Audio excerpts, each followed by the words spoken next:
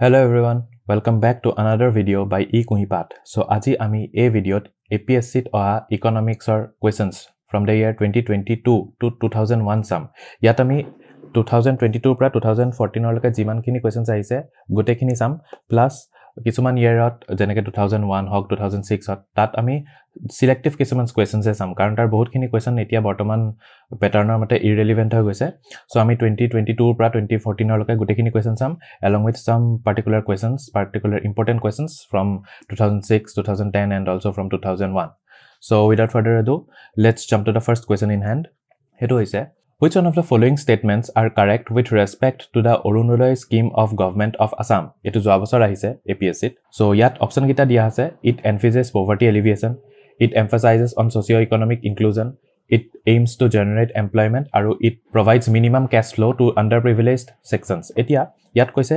Arunodaya scheme or karone kunkhini statement correct. Etia Arunodaya scheme ot ami janu je 1250 toka as a benefit dia hoy to the beneficiaries. BPL category manukiniye pai aru yat kisuman junkhini manhok paisa lage dhorilok widow family jodi handicapped ase ihotok preference dia hoy aru ebar budget oto of budget 2024 25 oto a Arunodaya scheme 2.0 launch kora hoise jot etuo kwa hoise je along with them certain other individuals such as transgenders ihotok e benefit dia hobo. So a benefit ere government poverty alleviation aru vulnerable section khinir karone help provide kore. So yat ami options kita sao. Prothomot ase it envisages poverty alleviation. Obviously poverty atorabole kora hoy. So this is correct. It emphasizes socio-economic inclusion of financially vulnerable sections. Obviously financially vulnerable sections junkhini hoy hekhini karone e hihotok uplift koribole help kore. So yes, it helps in generating employment. Kintu employment generation ot Arunodaya scheme ot eko kotha nai. Employment generation or logot Arunodaya scheme cater nokore. So 3 to nohoy. Or last ot ase it provides minimum cash flow to the underprivileged families. Yes, karon 1250 cash flow eta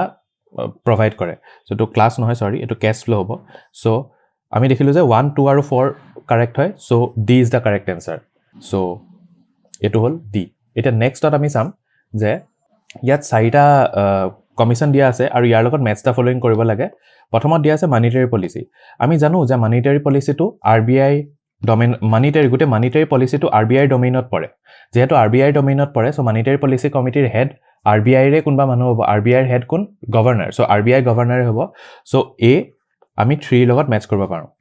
আৰু আমি নেক্সটৰ কথা যদি চাও সবতকে common যোনটো কথা মানুহে জানিব হেতু হৈছে নেক্সট আহিলে নীতি আয়োগ. আমি জানো যে নীতি আয়োগৰ হেড কোন? Prime minister. সো নীতি আয়োগৰ হেড প্ৰাইম মিনিষ্টাৰ 4 ত আছে. সো 4 ইয়াৰ পৰা আমি গম পালো যে A3 আৰু C4. এতিয়া যদি কোনবা এজনে বেলেগ একো অপচনছৰ কথা নাজানে তেতিয়াও খালি এই দুটা দিয়ে এই আনসাৰটো সলভ কৰিব পাৰি নেকি চাও. এতিয়া A3 ত আমি চাও. A3 ত এটো আছে আৰু এটো আছে. এতিয়া বাকি ইয়াত আমি C4 জানো. এটাত C1 দি আছে, C4 দি আছে. কিন্তু যেহেতু C4 correct, so B is the correct answer. So হেতুৰ পৰা আমি গম পালো যে আনসাৰটো হৈছে B. এতিয়া একেই ঠাইতে যদি আমি বাকিখিনি অপচন চাই লও, এটা প্ৰথমতে আহিলে জিএসটি কাউন্সিল. এটা জিএসটি কাউন্সিলৰ হেড কোন হয়? জিএসটি কাউন্সিল ফাইনান্স ডিপাৰ্টমেন্টৰ বস্তু হয়. সো অবভিয়াসলি ফাইনান্স মিনিষ্টাৰে হ'ব. সো B2 হ'ব. আৰু তাৰছত cabinet committee on parliamentary affairs, ইয়াৰ হেড কোন হয়? ইয়াৰ হেড হৈছে ইউনিয়ন হোম মিনিষ্টাৰ. এতিয়া ইয়াৰ হেড ইউনিয়ন হোম মিনিষ্টাৰ. কিন্তু বৰ্তমান যোনটো আমাৰ cabinet committee on parliament affairs হেতুৰ হেড হৈছে ৰাজনাথ সিং. আৰু ৰাজনাথ সিং হৈছে ডিফেন্স মিনিষ্টাৰ. কিন্তু জেনাৰেলি হেডটো সদায় ইউনিয়ন হোম মিনিষ্টাৰে হয়. আৰু হেতু হৈছে পাৰ্লিয়ামেন্টাৰী কমিটিৰ কথা. এতিয়া ইয়াৰ পৰা আমি গম পালো যে হেতু 1 হ'ব. সো A3 B2 C4 আৰু D1. So A3 B2 C4 D1. B is the correct answer. So ইয়াত এটো ভুল লিখা আছে, সৰি. এটো হ'ব লাগিব আপোনাৰ B. এতিয়া আমি নেক্সট কোৱেশ্চনটো চাও যোনটো হৈছে which one of the following statements are correct? প্ৰথমত দি আছে GNP is always higher than GDP, মানে GNP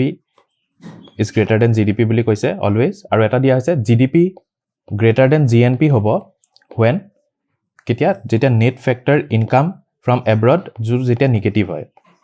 প্ৰথমত কৈছে যে GNP is always higher than GDP. next কৈছে GDP is higher than GNP if NFIA মানে net factor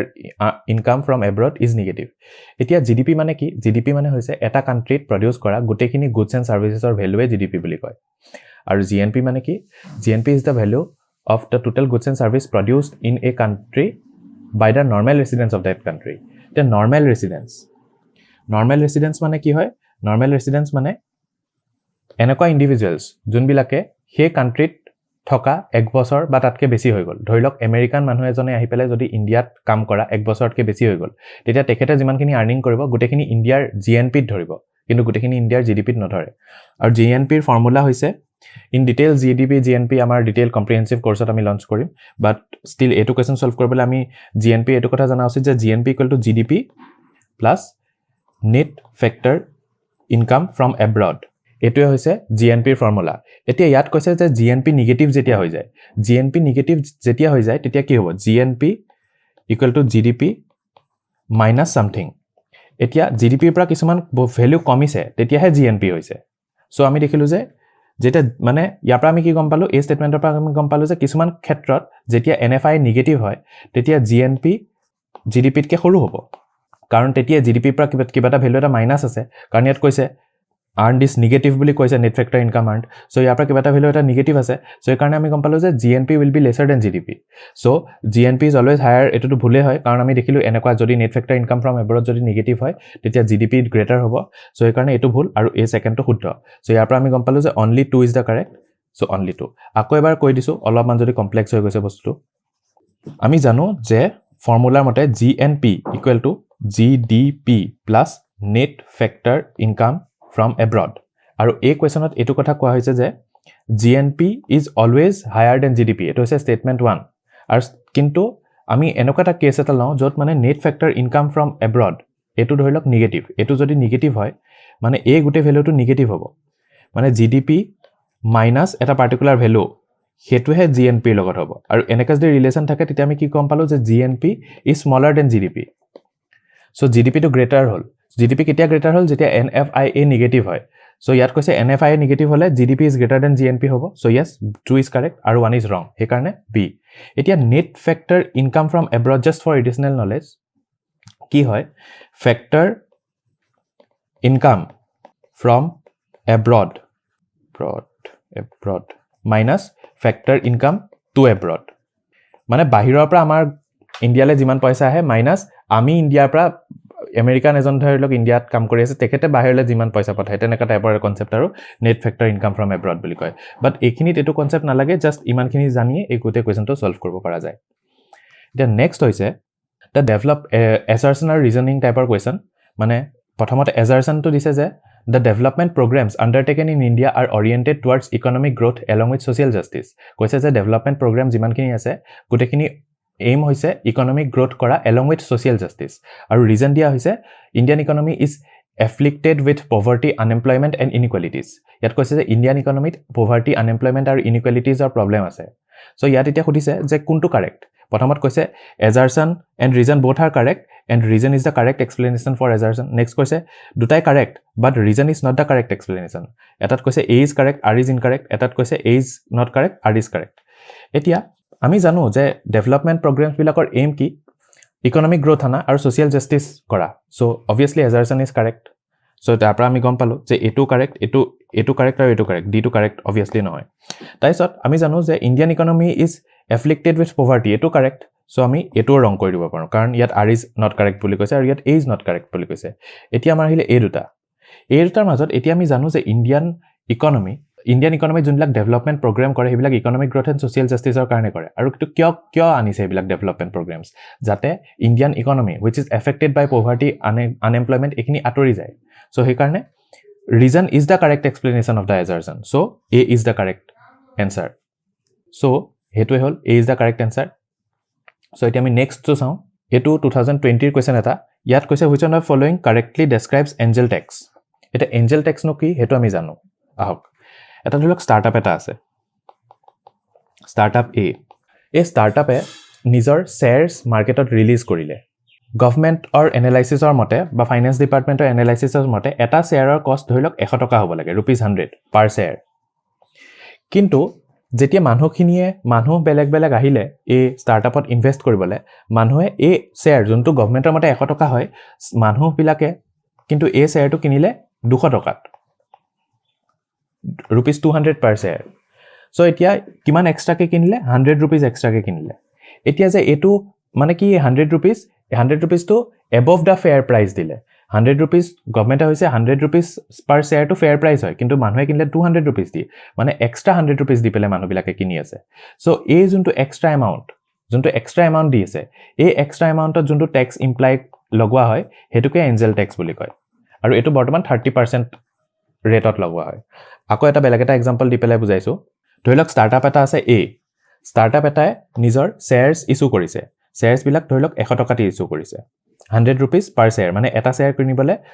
startup টোৱে ভাবিছে যে 100 টকাত বেচিব গভৰ্নমেণ্টেও নিজৰ এনালাইসিস কৰি পেলাই গম পাইছে যে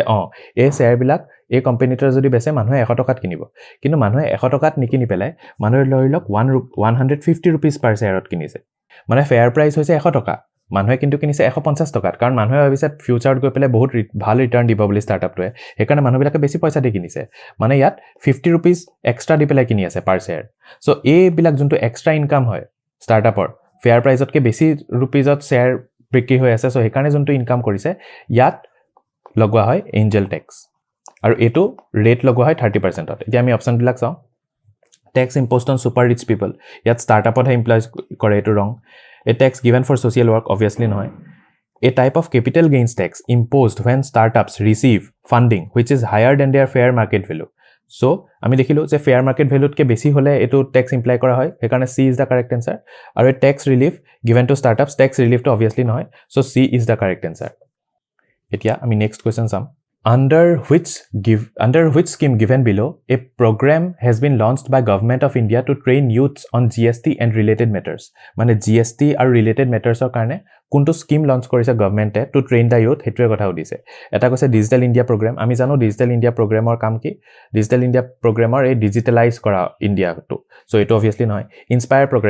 প্ৰগ্ৰাম স্কলাৰশিপ দিয়া হায়াৰ এডুকেশনত ইনস্পায়াৰ স্কলাৰশিপ বুলি কয় ফেলোশিপ বুলি কয় সো এটো নহয় national scheme for social resistance obviously এটা সেন্ট্ৰালি স্পন্সৰ্ড স্কিম হয় 6টা কোৰৰ ভিতৰত এটাত পৰে সো এটো নহয় আৰু প্ৰধানমন্ত্ৰী কৌশল বিকাশ যোজনা 2017 ত গভৰ্নমেণ্টে লঞ্চ কৰিছিলে এই প্ৰধানমন্ত্ৰী কৌশল বিকাশ যোজনা এনেকুৱা এটা প্ৰগ্ৰাম য'ত 2 লাখ ইউথক জিএসটি ৰিলেটেড ঠাইত আপোনাক শিকোৱা হ'ব ট্ৰেইনিং দিয়া হ'ব উইথ ৰিলেটেড টু জিএসটি মানে কি প্ৰধানমন্ত্ৰী কৌশল বিকাশ যোজনাৰ আন্ডাৰত গভৰ্নমেণ্টে ট্ৰেইন কৰিছিলে 2 lakh youths in GST related areas আৰু এটো 6 মান্থছৰ ট্ৰেইনিং দিছিলে so D will be the correct answer so ইয়াতে ডি দিয়া আছে নেক্সট কোৱেশ্চন এটা আহিছে এটো হৈছে Name the Indian citizen who is also a Nobel laureate in economics. আৰু ইয়াত অপচন দিয়া আছে অভিজিত বেনাৰ্জী অমৰ্ত্য সেন জগদীশ ভাগৱতী হৰগোবিন্দ খুৰানা ইয়াত আমি জানো যে এই তিনিজনে ইকোনমিষ্ট হয় আৰু হৰগোবিন্দ খুৰানাটো বায়োকেমিষ্ট হয় আৰু হৰগোবিন্দ খুৰানা বায়োকেমিষ্ট হয় এজন কোৰ হয় ইণ্ডো আমেৰিকান সো হৰগোবিন্দ খুৰানাটো অবভিয়াসলি আউট কাৰণ ইকোনমিক্সৰ ৰিলেটেড নহয় তাইছত এটা আমি সিটিজেন যদি চাবলৈ যাওঁ সিটিজেনশিপ অভিজিত বেনাৰ্জী জাস্ট 2-3 বছৰ আগত ডেভেলপিং ইকোনমিজৰ কাৰণে ৰিসাৰ্চ কৰি পেলাই নোবেল প্ৰাইজ পাইছে আৰু এজন আমেৰিকাত ৰিসাৰ্চ কৰি আছে ইণ্ডো আমেৰিকান হয় Indian born but Indian origin but American হয় সো এজনটো আউট তাৰপিছত জগদীশ ভাগৱতীও সেম ইণ্ডো আমেৰিকান হয় সো এখটো আউট আৰু অমৰ্ত্য সেন পিওৰলি ইণ্ডিয়ান হয় so B is the correct answer so 2020 ত এটোৱে শেষ এতিয়া আমি নেক্সট স্লাইডৰ পৰা 2018 ত যে কোৱেশ্চন আহিছে হেখিনি চাম 2020 লকে শেষ সো এতিয়া 2018 ত The first question in hand is, which one of the following is the major contributor to the national income of India within the primary sector? আৰু ইয়াত 4টা অপচন আছে এতিয়া আমি জানো যে ইকোনমি 3টা সেক্টৰ থাকে এটা আছে প্ৰাইমাৰী এটা আছে সেকেন্ডাৰী এটা আছে টাৰচিয়াৰী প্ৰাইমাৰী সেক্টৰ হৈছে এগ্ৰিকালচাৰ এণ্ড এলাইড এক্টিভিটিজ মানে এগ্ৰিকালচাৰ ৰিলেটেড এক্টিভিটিজ যেনেকৈ ফিচাৰিং হক হেবিলাক এগ্ৰিকালচাৰ এলাইড এক্টিভিটিজত পৰিব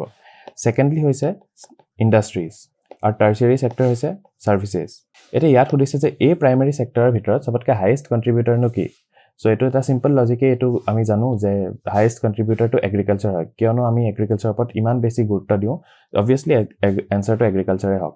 হয় কিন্তু এইখিনিতে আমি কেইটামান কথা জানা উচিত যে প্ৰাইমাৰী সেক্টৰ কলে এগ্ৰিকালচাৰ এণ্ড এলাইড বুজো সেকেন্ডাৰী কলে ইন্ডাষ্ট্ৰিজ বুজো আৰু টাৰচিয়াৰী কলে সাৰ্ভিসেস বুজো আৰু আমি এটো কথাও জানা উচিত যে আমাৰ ইকোনমিৰ সবতকৈ হাইয়েষ্ট কন্ট্ৰিবিউটৰ টু ডিজিপি হৈছে সাৰ্ভিসেস টাৰচিয়াৰী সেক্টৰটো হাইয়েষ্ট কন্ট্ৰিবিউটৰ হয় জিডিপি টাইমছত হাইয়েষ্ট কন্ট্ৰিবিউটৰ হয় আৰু জেনাৰেলি এটা কান্ট্ৰি এখনে প্ৰাইমাৰীৰ পৰা সেকেন্ডাৰীলৈ আহিব লাগে আৰু সেকেন্ডাৰীৰ পৰা টাৰচিয়াৰীলৈ আহিব লাগে কিন্তু ইণ্ডিয়াত এটা ইউনিক প্ৰবলেম আমি দেখো দা প্ৰবলেম অফ মিছিং মিডল য'ত এজন আমাৰ ইকোনমিটোৱে ডাইৰেক্টলি প্ৰাইমাৰীৰ পৰা টাৰচিয়াৰী এক্টিভিটিজলৈ ডাইৰেক্ট আহি গৈছে সো এইকাৰণে আমাৰ ইন্ডাষ্ট্ৰিত জিডিপিৰ কন্ট্ৰিবিউশনটো অলপমান কম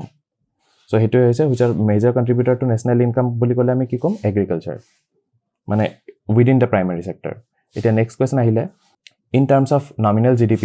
indian economy is the world's মানে indian economy rank কিমান nominal gdp terms of so এটা একদম factual question a very simple answer to this is c এটা একদম simple question next আহিছে the second 5-year plan of india advocated substantial investment in which of the following মানে second 5-year plan যোনটো আছিল that সবতকে highest heavy amount of investment কোট কৰিবলৈ বিচাৰিছে এটা যোনটো second 5-year plan আছিল আমাৰ he second 5-year plan was concerned about bringing about rapid industrialization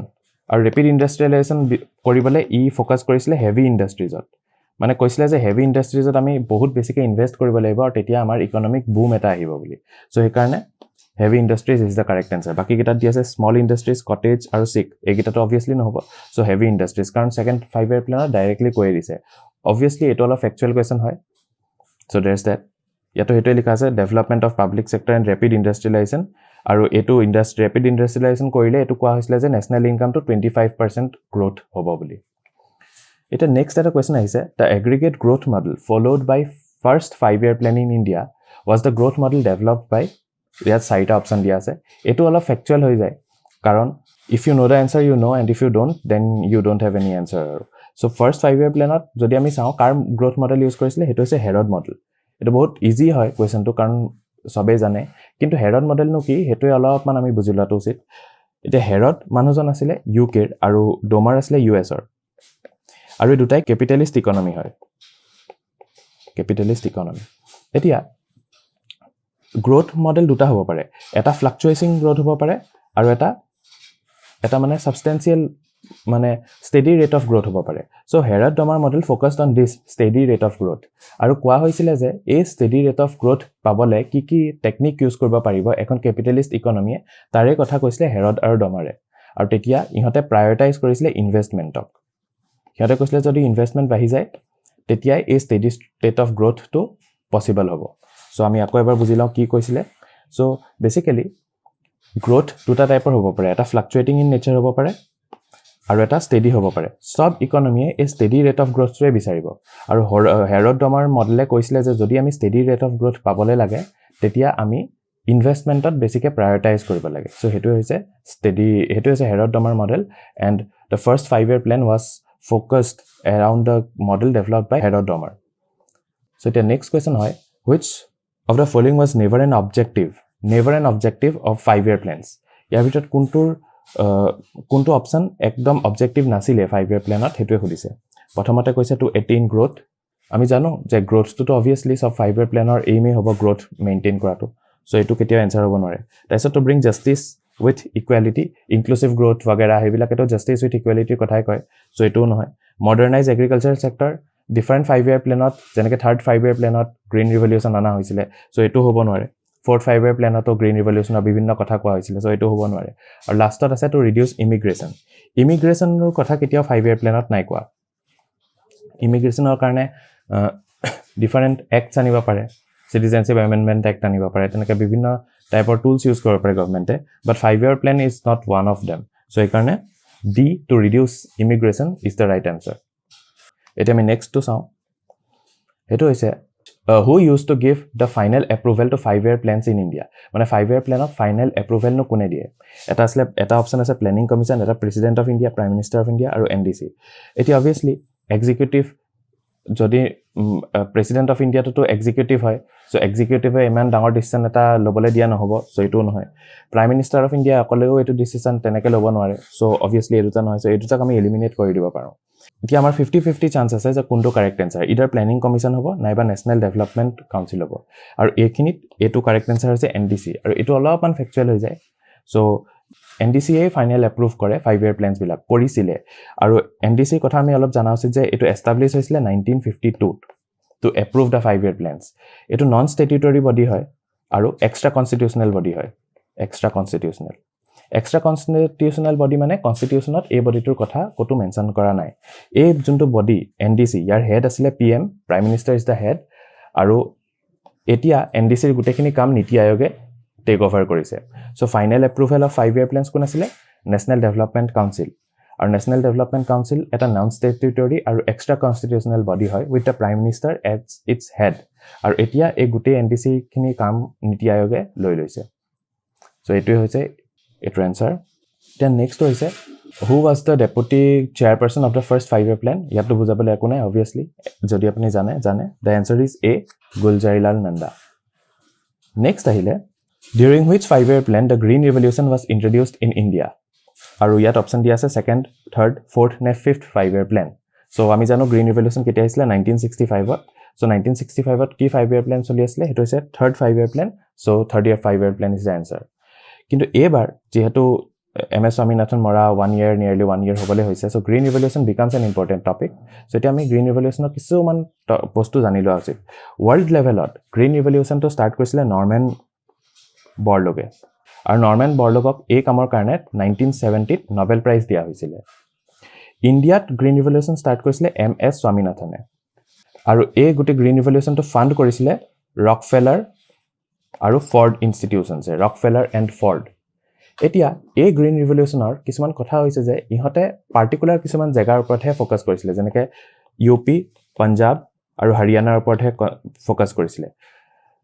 West Bengal North East ইহঁতক they left out West Bengal and North East কিয় কাৰণ এই যোনকিটা UP পাঞ্জাব হাৰিয়ানা ইয়াত ইৰিগেশ্যন ভালকে ডেভেলপ হৈছিলে আগতে আৰু ইয়াৰ উপৰিও ইয়াত ফাৰ্মাৰ্ছ বিলাক ৰিচ আছিল সো সেই কাৰণে এই গিটা জায়গাত ফোকাস কৰা হ'ল সো সেই কাৰণে গ্ৰীণ ৰিভলিউচনৰ কাৰণে আমি দেখো যে এই নৰ্দাৰ্ণ বেল্টত বহুত বেছিকে ৰাইচ আৰু হুইটৰ প্ৰডাকচন বহুত বাঢ়ি গ'ল on the other hand north east India West Bengal ইয়াত অলপ কমি গ'ল সো এইটো এস্পেক্ট কভাৰ কৰিবলৈ ৰিসেন্টলি গভৰ্ণমেণ্টে Bring Green Revolution to Eastern India project এটা লঞ্চ কৰিছে সো এটো আমি জানা উচিত যে Bring Green Revolution to Eastern India বুলি ক'লে কি হয় নৰ্থ ইষ্টৰ লেফট অফ আউট এৰিয়াস আৰু ৱেষ্ট বেংগল এইখিনি এৰিয়া কভাৰ কৰে Bring Green Revolution to Eastern India এতিয়া আকৌ আমি এবাৰ ৰিভাইজ কৰিলো এইটো বস্তুকে যে গ্ৰীণ ৰিভলিউচন ইন্ট্ৰোডিউস ওয়াৰ্ল্ড লেভেলত কৰিছিলে নৰমেন বৰলোগে ইয়াৰ কাৰণে নোবেল প্ৰাইজ পাইছিলে 1970 ইণ্ডিয়াত এটো আনিছিলে MS স্বামীনাথনে ৰকফেলাৰ আৰু ফৰ্ড গ্ৰুপে ইণ্ডিয়াত এই ফাণ্ড কৰিছিলে গোটেই গ্ৰীণ ৰিভলিউচনটো আৰু গ্ৰীণ ৰিভলিউচনৰ ফোকাস আছিল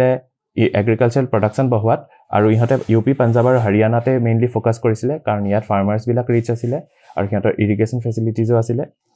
ইন যেহেতু নৰ্থ ইষ্ট আৰু ৱেষ্ট বেংগল অলপমান পিছ পৰি গৈছিলে with respect to green revolution so সিহঁতক আগবঢ়াই নিবলে গভৰ্ণমেণ্টে নতুন প্ল্যান লঞ্চ কৰিছিল এটো হৈছে Bring Green Revolution to Eastern India so এটো হৈ গ'ল এতিয়া নেক্সটটো চাও এতিয়া ইয়াত দিয়া আছে pick the odd one out এটা হৈছে Securities and Exchanges Board of India বা SEBI এটা হৈছে IRDA বা Insurance Regulator and Development Authority এটা হৈছে Pension Fund Regulator and Development Authority আৰু এটা Micro Units Development and Refinance Agency Limited মুদ্ৰা মানে এতিয়া আমি জানো যে SEBI এ গুটে সিকিউৰিটি মাৰ্কেটটো ৰেগুলেট কৰে যেনেকৈ বন্ডছ হক সিকিউৰিটিজ হক এই গুটে মাৰ্কেটটো SEBI এ ৰেগুলেট কৰে সো SEBI হৈছে regulator insurance regulatory and development অথৰিটিয়ে গোটেই ইন্স্যুৰেন্স মাৰ্কেটটো ৰেগুলেট কৰে বিভিন্ন ইন্স্যুৰেন্স যদি কিনিবলৈ হয় কাক কিমান পাৰ্সেন্টেজ ইন্স্যুৰেন্স দিব লাগিব গোটেইখিনি ৰেগুলেটৰ হয় IRDA সো এটো ৰেগুলেটৰ হয় pension fund regulator and development authority হৈছে গোটেই পেনশন ফাণ্ডছ খিনি ৰেগুলেটৰ মানে যিমান পেনশন মানুহে পাব কাক কিমান পেনশন দিয়া হ'ব ৰেট কিমান হ'ব সেইবিলাক new pension scheme old pension scheme এই গোটেইখিনি ৰেগুলেট কৰিব pension fund regulator and development অথৰিটিয়ে সো এটো হৈছে ৰেগুলেটৰ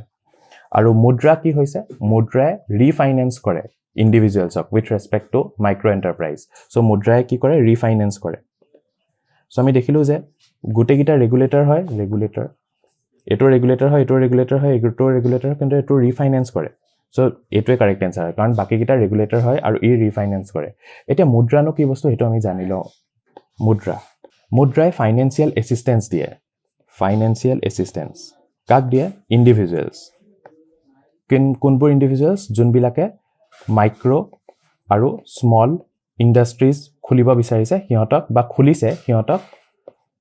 ফাইনান্সিয়েল এসিস্টেন্স দিয়ে মুদ্ৰাৰ পৰা লোন ল'ব পাৰি and the loan amount is up to a maximum limit of 10 lakh আৰু এই লোনটো তিনটা ক্যাটাগৰীত ডিভাইড কৰা হয় এটা হৈছে শিশু এটা হৈছে কিশোৰ আৰু এটা হৈছে তৰুণ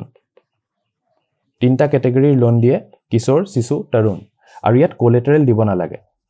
কোলেটাৰেল is not required So আকৌ আমি এবাৰ বুজাই দিছো যে মুদ্ৰা কি হয় মুদ্ৰাই ফাইনান্সিয়েল এসিস্টেন্স দিয়ে ইন্ডিভিজুৱেলছ বিলাকক who are involved in micro and small enterprises আৰু ইয়াত loan amount maximum up to 10 lakh ল'ব পাৰে এজন মানুহে আৰু এই যোনটো লোন হেতু তিনিটা ক্যাটাগৰীত ডিভাইড কৰা হয় এটা হৈছে শিশু এটা হৈছে কিশোৰ আৰু এটা হৈছে তৰুণ এই তিনিটা ক্যাটাগৰী মানে বিভিন্ন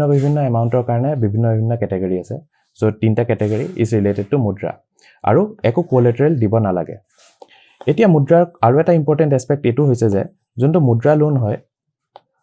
হেতু ডাইৰেক্ট মানুহক দিয়া নহয় মুদ্ৰাই দিয়ে পইচা বেংকক বা মাইক্ৰো ফাইনান্স ইনষ্টিটিউচনক বা এনবিএফসি বিলাকক আৰু ইহতে গৈ পেলাই লোন দিয়ে ইন্ডিভিজুৱেলছক মানে ইহতে ইনডাইৰেক্টলি হে ইন্ডিভিজুৱেলক পইচা দিয়ে ডাইৰেক্টলি নিদিয়ে ইহতে মানে ৰিফাইনান্স কৰে সো সেই কাৰণে ওয়াৰ্ডটো আছে ৰিফাইনান্স বুজিলে আকৌ এবাৰ কৈছো মুদ্ৰা কি হয় মুদ্ৰাই ৰিফাইনান্স ফেসিলিটিজ দিয়ে ইন্ডিভিজুৱেলছক who are involved in small and micro enterprises loan amount maximum up to 10 lakh টকা পাব তিনটা ক্যাটাগৰী ডিভাইড কৰা হয় মুদ্ৰা লোনস বিলাকক এটা হৈছে শিশু কিশোৰ আৰু থাৰ্ডলি তৰুণ ইয়াত কোলাটেৰেল নিদি পেলাই আপুনি লোন পাব পাৰে আৰু ইহতে ৰিফাইনান্স ফেসিলিটিজ প্ৰভাইড কৰে মানে ইহতে ডাইৰেক্ট ইন্ডিভিজুৱেলক লোন নিদিয়ে কিন্তু বেংকস এমএফআইস আৰু এনবিএফসি বিলাকক লোন দিয়ে ইহতে মানে পইচা অলপ দি দিয়ে আৰু এই পইচাটো লাষ্টত গৈ ইন্ডিভিজুৱেলে পাই যায় সো হেতু হৈছে মুদ্ৰাৰ কাম সো ইয়াত অড ওয়ান আউটত মুদ্ৰা হয় কাৰণ বাকি এটা ৰেগুলেটৰ হয় আৰু মুদ্ৰা ইজ নট এ ৰেগুলেটৰ এটা নেক্সট আহিলে which one of the following is responsible for preparation of national accounts that includes GDP এটা GDP কোনে ক্যালকুলেট কৰে হেতু সুধিছে লাষ্টৰ পৰা আমি চাও reserve bank of India obviously নহয় মনিটাৰী পলিসি वगैरह হে কাম কৰে reserve bank of India GDP নোলাই so this is not the answer ministry of finance obviously ministry of ফাইনান্সেও নকৰে কিয় নকৰিবা কাৰণ মিনিষ্ট্ৰি অফ ফাইনান্স তো ফিস্কেল পলিসি वगैरह হেখিনি কাম চাই সো এটো নহয় আৰু পলিসিস ফৰ্মুলেট কৰে হেবিলাকো মিনিষ্ট্ৰি অফ ফাইনান্সে চাই তাৰছত আহিছে নীতি আয়োগে তো প্ল্যানিং কৰে আৰু থিংক ট্যাঙ্ক হয় with respect to planning so Niti Aayog নহয় লাষ্টত আহিলে নেশনাল ষ্টেটিষ্টিকেল অফিস এটোই কাৰেক্ট আনসাৰ হয় so NSO is the correct answer আগতে জিডিপি ক্যালকুলেশন কৰিছিলে central statistical office of NSSO এই অফিসটোৱে আগতে জিডিপি ক্যালকুলেট কৰিছিলে কিন্তু তাৰপিছত গভৰ্নমেন্টে গুটেই জিডিপি সিস্টেমটো ওভাৰহল কৰি দিলে আৰু ওভাৰহল কৰি পেলাই এনএসওৰ ঠাইত বনালে সিএসওৰ ঠাইত বনালে এনএসও আৰু এতিয়া এনএসও গুটেখিনি চাই সো কি হল আগতে সিএসও আছিলে সিএসও এনএসওৰ এটা পাৰ্ট এটা আছিলে মানে এনএসএসও আছিলে আগতে এনএসএসও তাৰে ভিতৰত এটা সৰু পাৰ্ট আছিলে সিএসও আৰু এই সিএসও টোৱে গুটে জিডিপি ক্যালকুলেট কৰিছিলে কিন্তু এতিয়া এই সিস্টেমটো ওভাৰহল কৰি পেলাই এনএসও বনাই দিয়া হল আৰু এনএসও এ নিজে গুটে কামখিনি চাই মানে এতিয়া নেশনাল ষ্টেটিষ্টিকেল অফিসে গুটে কামখিনি চাই so the answer is national statistical office এটা নেক্সট কোৱেশ্চনত আছে যে দ্য নীতি আয়োগ has prepared the first 3-year action agenda for the period of মানে কোনটো পিৰিয়ডৰ কাৰণে নীতি আয়োগে ফাৰ্স্ট 3-year action agenda এটা বনাইছে হেতু সুধিছে এটা একদম ফ্যাক্চুয়াল কোৱেশ্চন সো এটোৰ আনসাৰ হ'ব 2017-18 to 2019-20 আৰু নীতি আয়োগ কেতিয়া বনিছিলে 1 জানুৱাৰী 2015 2 years study কৰিলে ইন্ডিয়ান ইকনমিটো কাৰণ হেতু যেহেতু থিংক ট্যাঙ্ক হয় study কৰি ইহতে ক'লে যে the first 3-year action agenda টো ইহতে দিলে for the year 2017 to 2020 2017-18 to 2019-20 এটা অলপ ফ্যাক্চুয়াল হৈ যায় ইয়াত বুজিবলৈ একো নাই so the next question is in India any tax on the supply of goods and services or both except taxes on the supply of alcoholic liquor for human consumption is called মানে tax on goods and services except for alcohol কি নাম দি মাতা হয় হেতুৱে সুধিছে প্ৰথমত আছে indirect tax তাৰপিছত আছে গুডছ এণ্ড সাৰ্ভিস ট্যাক্স তাৰপিছত নন এক্সাইজ আৰু জেনাৰেল সেলস এতিয়া আমি ইয়াত ওয়াৰ্ডতে আছে good supply of goods and service আৰু আমি জানো সাপ্লাই অফ গুডছ এণ্ড সাৰ্ভিসত কি লাগে obviously জিএসটি লাগে so GST is the correct answer কিন্তু যেহেতু এটো কোৱেশ্চন আহি গল তেতিয়া আমি ইমান ইজি কোৱেশ্চন এটা আহিব বুলি আমি এক্সপেক্ট কৰিব নোৱাৰো আকো সো এই কাৰণে আমি অলপমান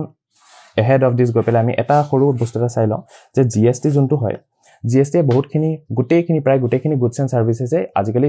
জিএসটিৰ ওচৰত সোমাই আহি গৈছে কিন্তু কেইটামান এৰিয়া আছে য'ত জিএসটি নালাগে হেগিটা এৰিয়া আমি চাই লওঁ এটা হৈছে ইলেক্ট্ৰিসিটি ট্যাক্স এটা হৈছে পেট্ৰোলিয়াম প্ৰডাক্টছ এটা হৈছে এলকহল যোনটো কোৱেশ্চনটো আছে আৰু এটা হৈছে ৰিয়েল এষ্টেট এতিয়া এই পেট্ৰো প্ৰডাক্টছত পাঁচটা টাইপৰ পেট্ৰো প্ৰডাক্টৰ ওপৰত জিএসটি নালাগে এটা হৈছে ক্ৰুড অইল এটা হৈছে পেট্ৰল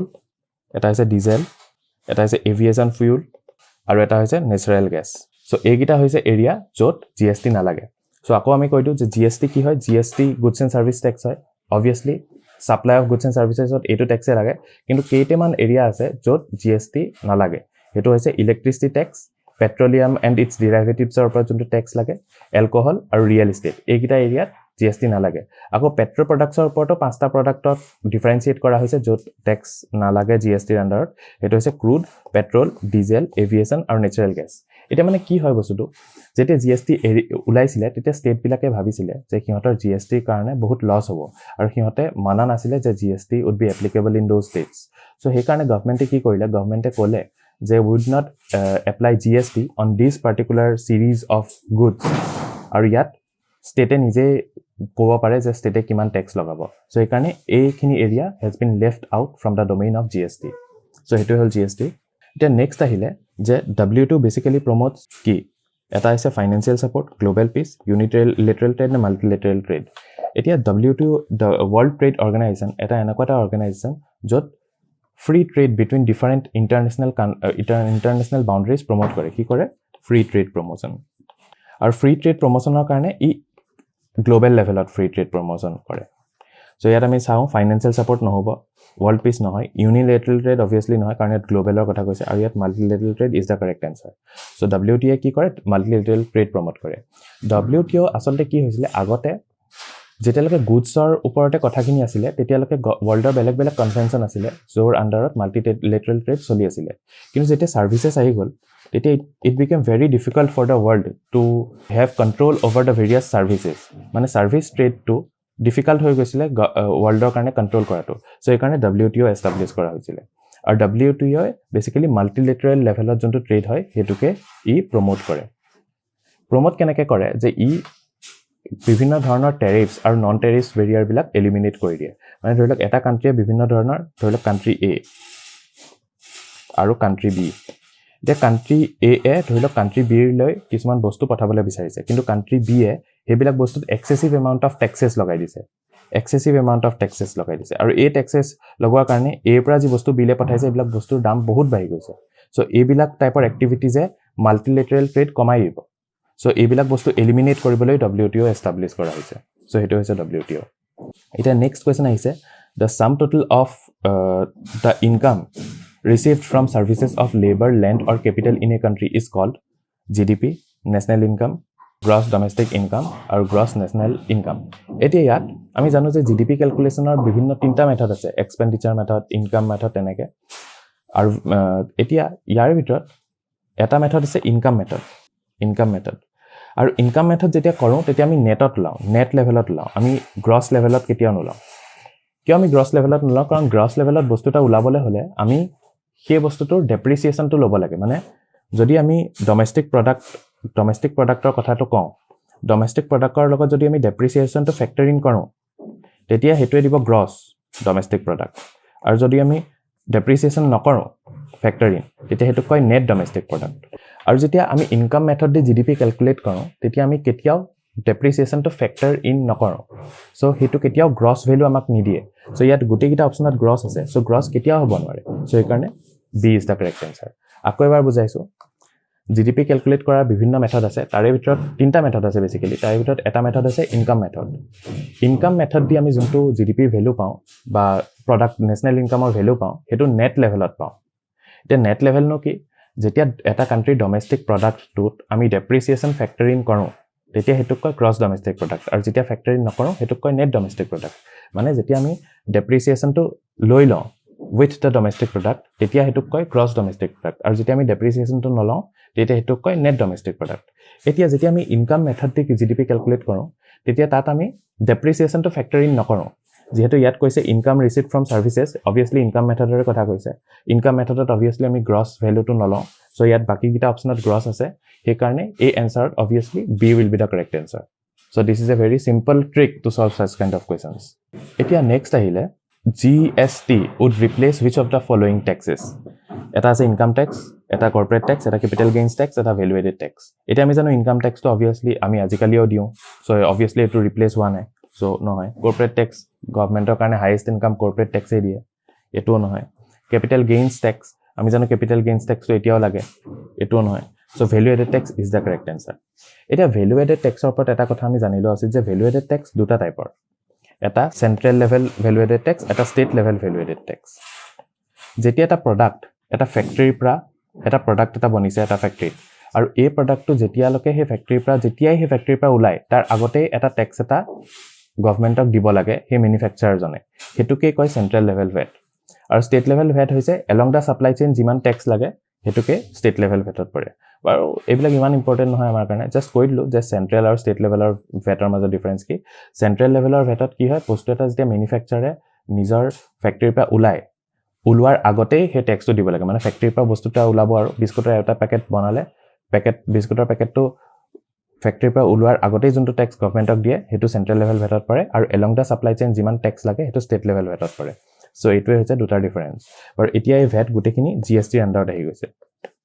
এতিয়া আৰু ভ্যাট নাই নেক্সট হৈছে which one of the following is known as banker of banks a very easy question obviously আমি জানো বেংকাৰ অফ দ্য বেংকছ কি হয় আৰবিআই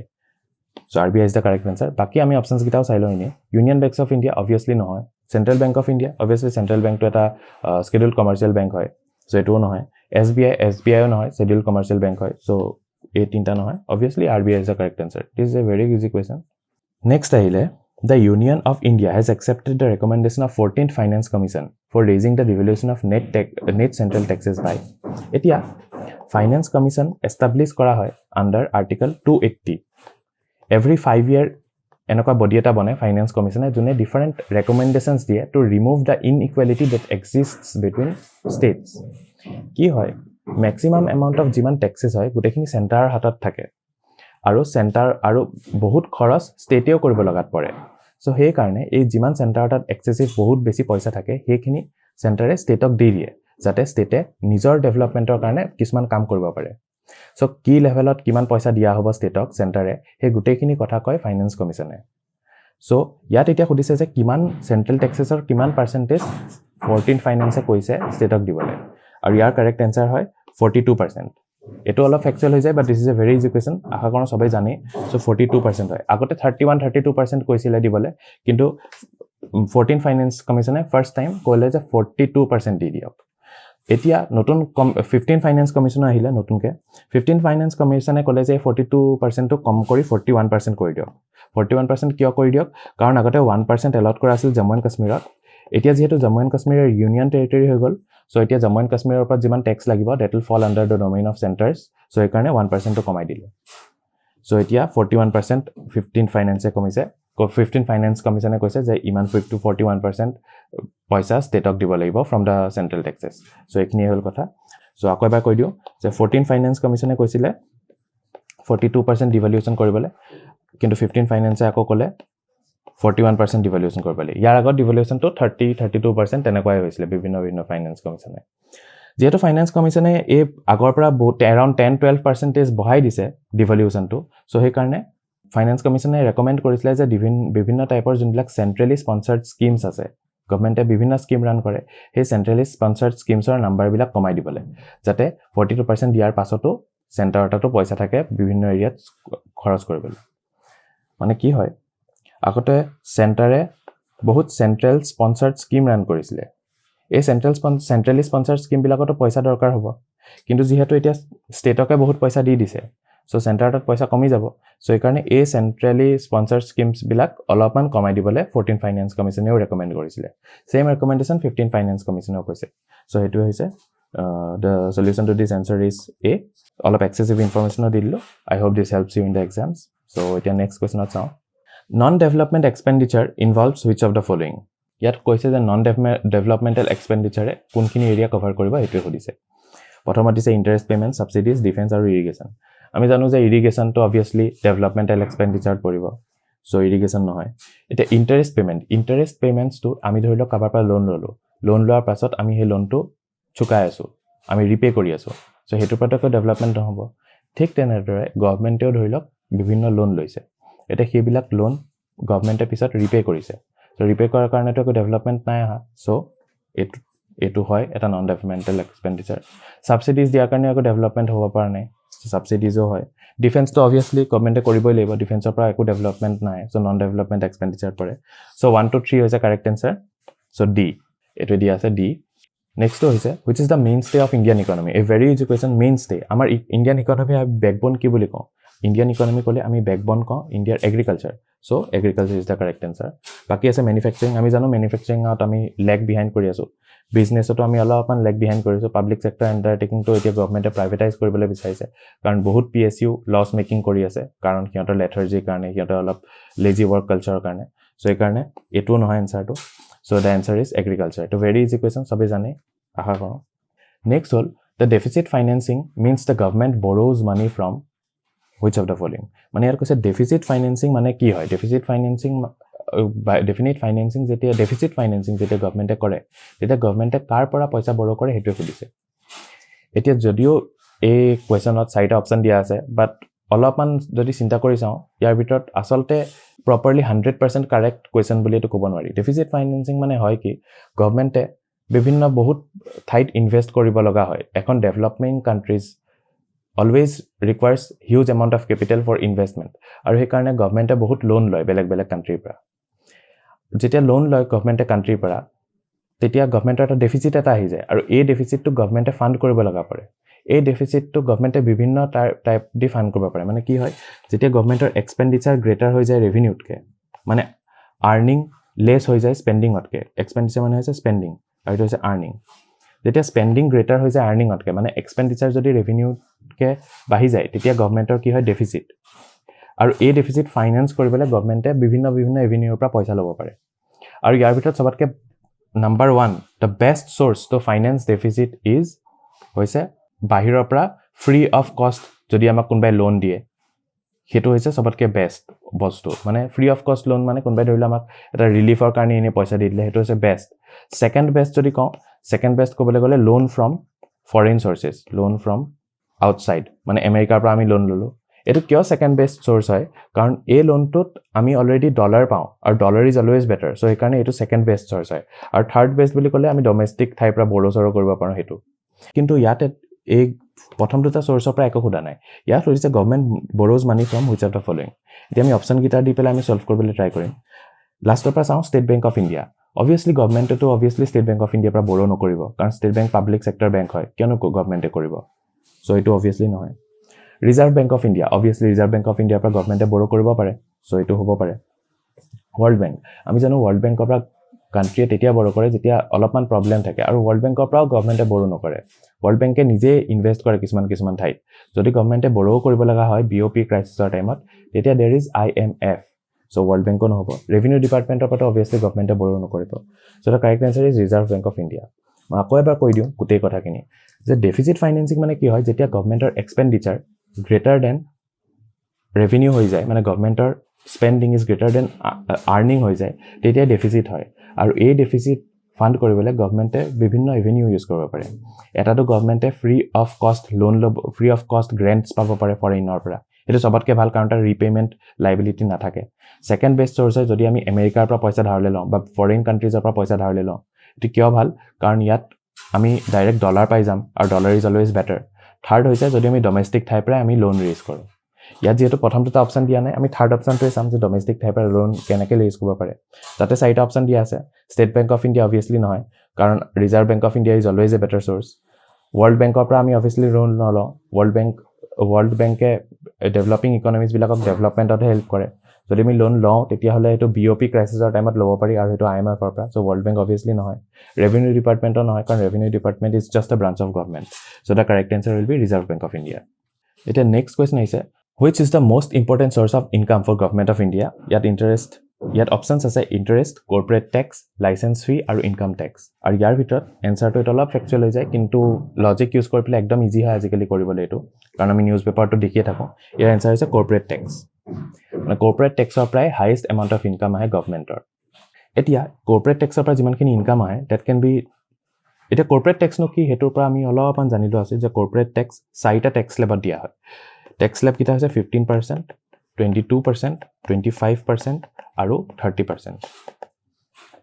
ইয়াৰ ভিতৰত যোনটো 15 আৰু 22% ৰ যোনটো ট্যাক্স হয়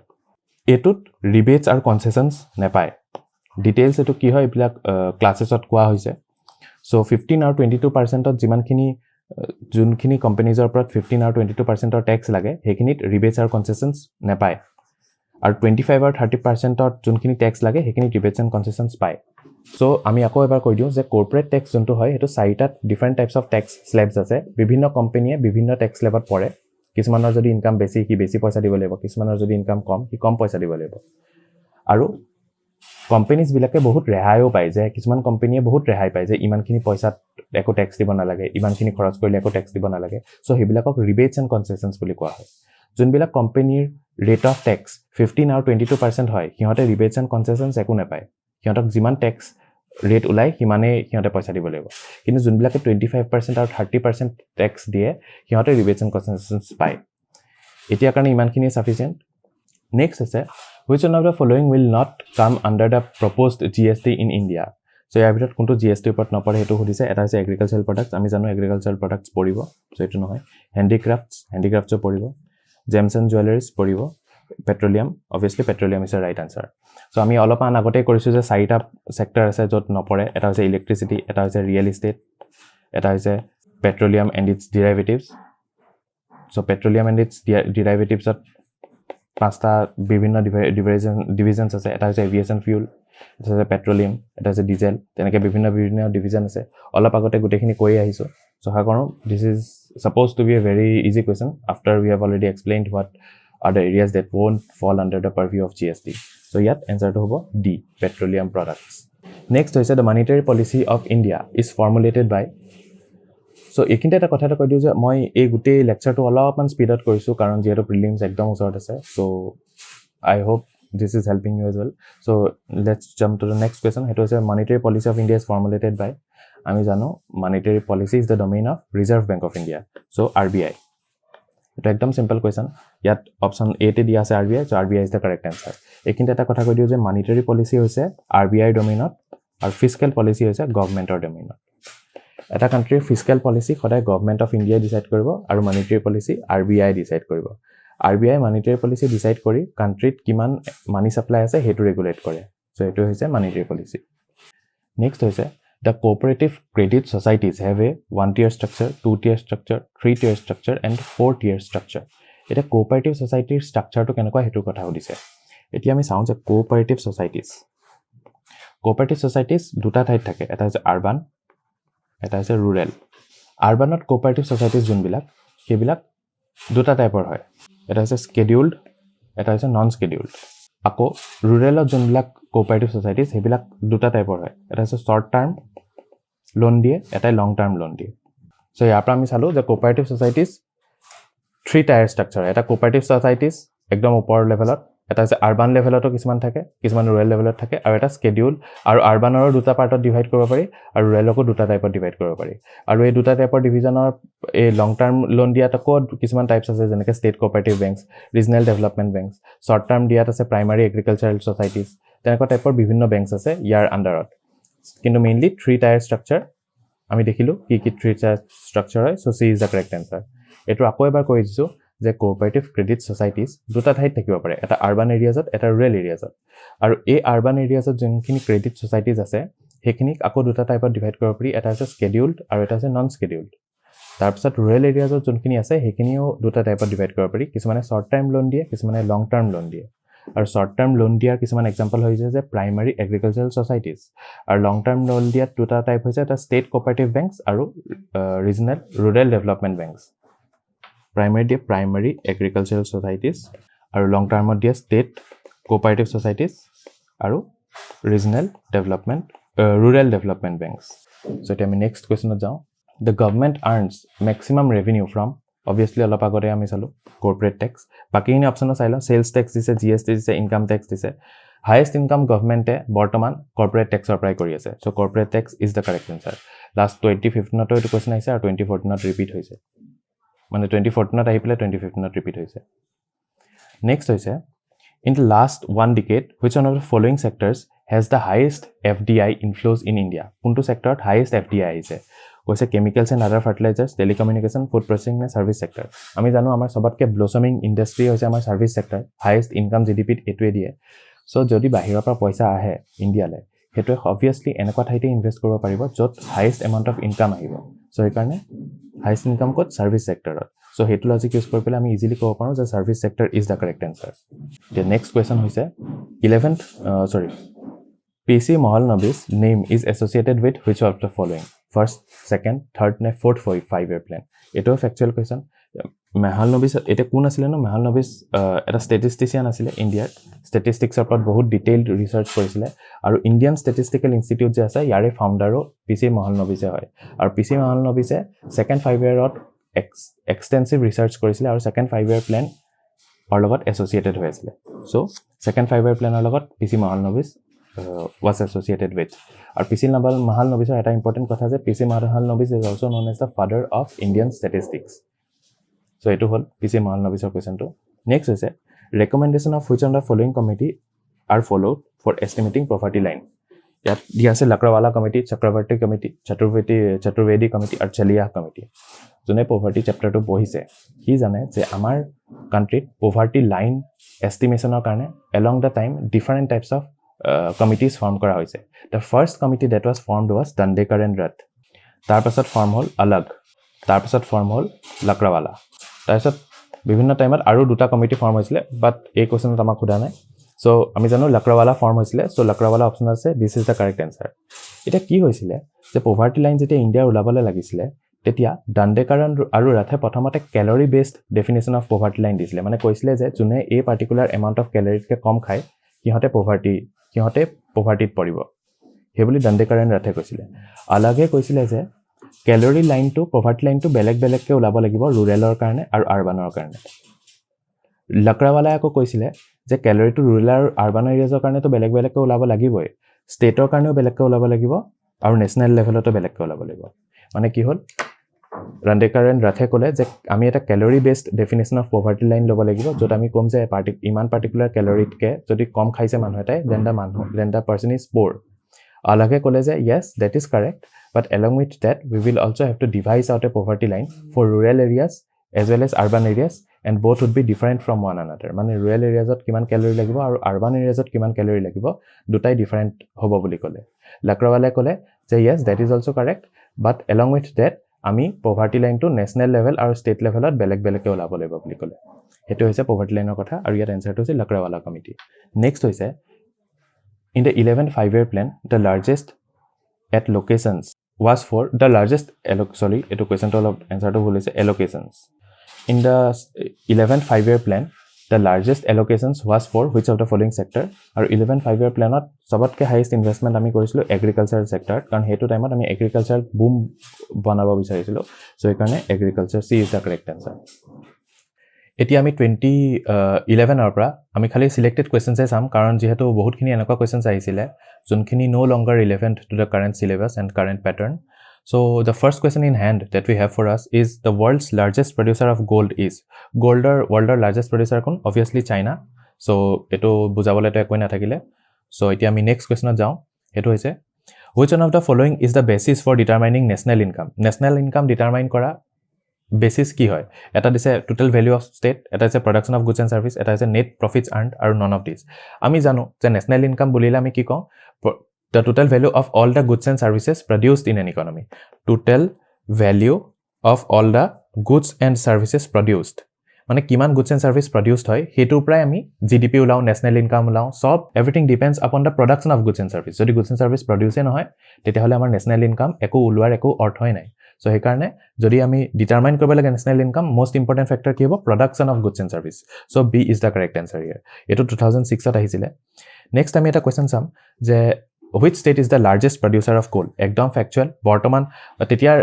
a to option kita baru moi alop change kori disu agote ya Chhattisgarh asile kintu etia jehetu highest producer Jharkhand regular Jharkhand option ot asile so alop man change korisu 2006 ot ahisile tetia sage beleg data asile kiba kintu bortoman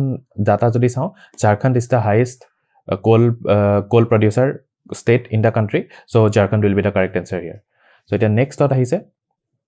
economic growth is dependent mainly on economic growth mainly core pro depend kore etu kotha ami Herod Domar model use kori pela ami kobo paru agote ebar koisilu je Herod Domale koi disile je economic growth tetia hobo jetia investment bae so etia ami sao prothomot ase level of consumption price stability population growth or level of investment etia ekinte ami eta kotha jana usit je ei gute khiniye economic growth koribo